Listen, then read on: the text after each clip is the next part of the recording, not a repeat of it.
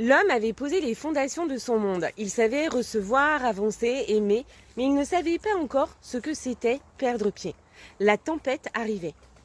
Le ciel se déchira sans prévenir. La grêle s'abattit sur tout ce qu'il avait construit.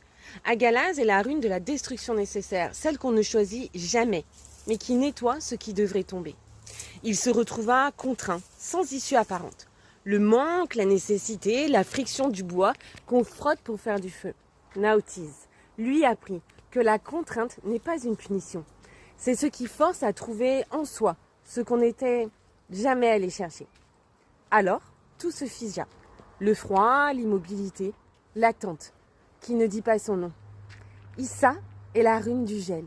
Parfois, avancer, c'est d'abord accepter de ne plus bouger du tout. Puis, sans qu'il l'ait vu venir, le temps fit son œuvre. Ce qui avait été semé dans le gel commença à mûrir. Yera, la rune de la moisson. Elle rappelle que rien ne pousse vite et que tout pousse quand même. Il descendit alors là où peu ose aller, dans les racines, dans l'ombre, dans ce qu'il évitait de regarder.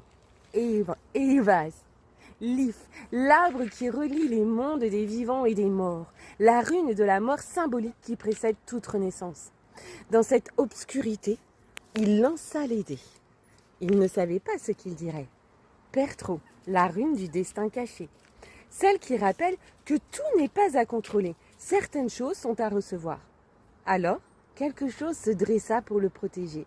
Un instinct, une garde, une main invisible. Algiz, ou Elaz, la rune de la protection. C'est elle qui veille, quand on ne peut plus veiller soi-même. Et enfin, le soleil perça la tempête. Pas comme au tout premier jour. Non, c'était une lumière différente, une lumière méritée. Sowilo est la victoire, la clarté retrouvée après la traversée du noir. 8 runes, 8 épreuves. L'homme n'était plus tout à fait le même.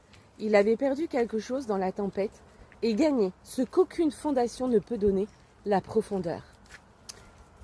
Épisode 3, la haie de tir, celui de l'accomplissement.